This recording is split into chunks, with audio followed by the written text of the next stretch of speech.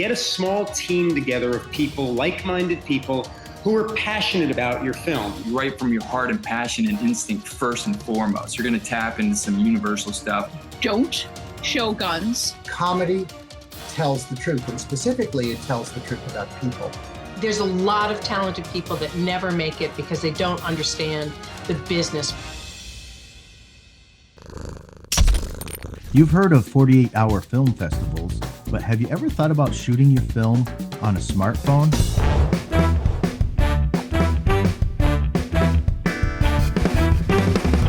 Fran Jago is a photographer, a videographer, and a smartphone expert and owner of Get Set Media. Welcome to the show, Francesca. Thanks for having me again, Forrest. No problem. Now let's talk about making a film in 48 hours.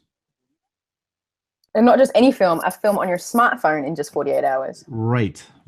Because it can be done. A lot of people say, I can't make a film because I don't have a camera. You do have a camera. So absolutely. A professional camera in your pocket. Absolutely. So just a little background. So I recently competed in the 48-hour film competition here in Wellington in New Zealand.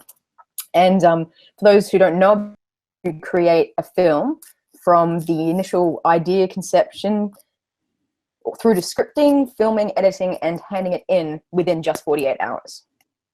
And so this year we decided we'd do it entirely on the smartphone. So that's filming and editing. So I'm going to talk about sort of what it takes to actually make that happen, make that 48-hour film. Okay. And with everything, I guess, requires planning. This is no different for this, except that you can't obviously plan too much in advance. You can't plan the story so much. What you can plan is things like what gear you're going to use. So you may or may not have a whole host of gear that you bought because gear's expensive, but also thinking outside the box. So here I actually got a little circular polarizer filter for a DSLR and tested that out and actually attached it, just taped it to my smartphone. So that way, if I was going to be filming outside in a sunny day or near water, I had that as like an additional thing I could draw on. Or things like getting polystyrene to bounce light off. You know, you don't necessarily have to have the fanciest gear, but just planning what gear you have available to you for the weekend. You just don't know what you're going to end up doing, eh? What else is there? So thinking about possible shooting locations. You don't know what your story is, but if you know that you have access to a office, for example, you might end up doing an office scene. So getting permission for those locations beforehand. And the biggest thing, because you're filming on a smartphone, is planning what shots are going to be the most compelling on a smartphone. Because as we all know, except for the exception of, I guess, the iPhone 7, we don't have a very good depth of field and it's a bit shaky, you know, using an iPhone or a smartphone. So planning things like, do you have an iPhone 7 or a Samsung S7 that can go underwater, getting underwater shots? Or doing slow motion really easily. So these are things that smartphones can do that perhaps other people may not be able to do. So sort of planning all that kind of stuff in advance.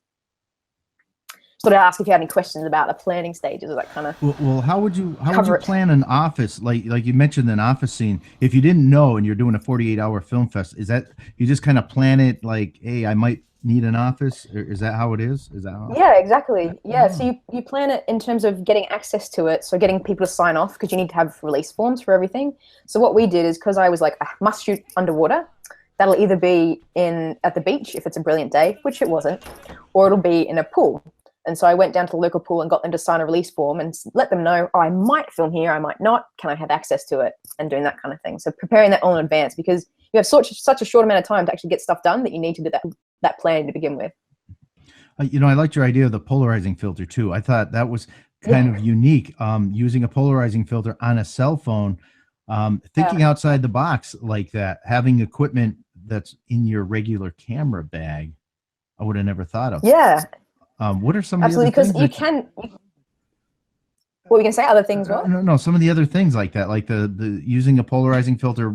What are some of the other out of the box ideas, so to speak?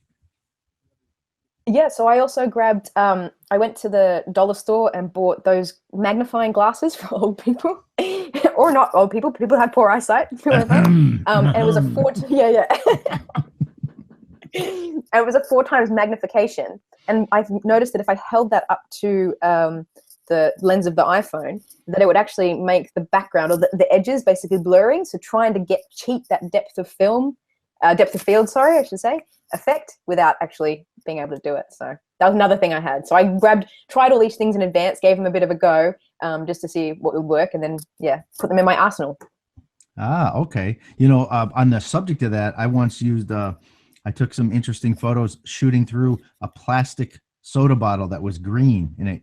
So you could actually, oh, nice, yeah. You could actually do stuff like that, I suppose, in your film, kind of create a whole new world. Yeah, absolutely. So thinking about those things. Yeah. Now, the 48 film festivals, do they have them just dedicated to cell phones, to smartphones? No, this particular one is for anyone. So you can make it on a cell phone all the way up to like buying a red camera kind of thing, whatever you have access to. Okay. Now, what about you got a worry wart on your crew? Just how do you control that? Like what I'm talking about is someone's like, oh, you're just over worried. These should be fun, correct? Over worried. Well, I mean, yeah, absolutely, sweat everything. So that's it's kind of my last point, but yeah, one of the things you need to do with this kind of filmmaking is don't sweat it. Don't sweat the small stuff, because it's really hard to achieve everything in this 48-hour time frame, because ideas are going to morph. It might be raining and you have an idea to go shoot outside and you can't because you need a bright sunny day.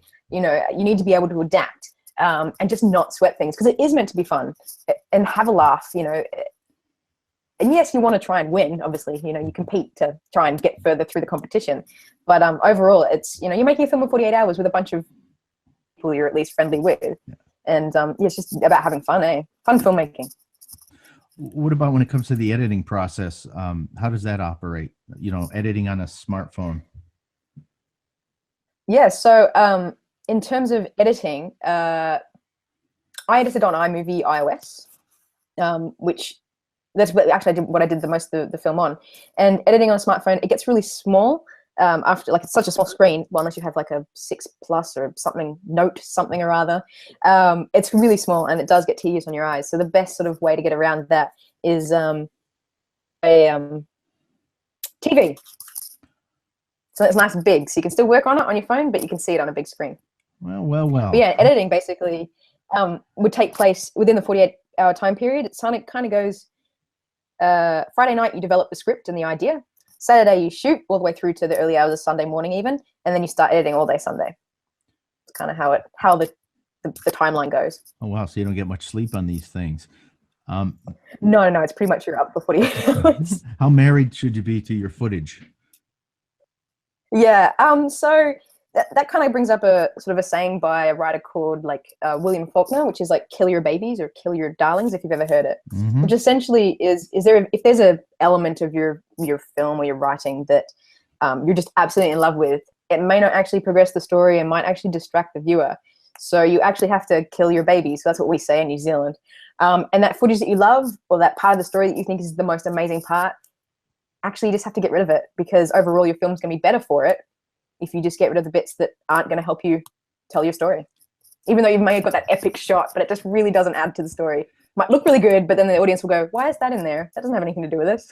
Yeah, that awesome beach shot was so cool, except we're doing a space script. But although Planet of the Apes had a nice beach shot, where the where the spaceship crashed. Yeah, that's true. So, hey, I guess you can use any shot. Yeah, they made that work. They're like, we really want to shoot in the beach. How can we incorporate the beach into it? How can people get a hold of you if they have any questions about smartphone video? So you can head to my website for starters, which is getaheadmedia.com. But actually, I'm all over social media. I'm on Twitter, on Facebook, and Instagram at the handles at getaheadmedia. And you can find me there and talk to me. I'll definitely write you back if you write a comment or write me an inbox. That's the way to get in contact. All right. Thank you for joining us today on Rolling Tape.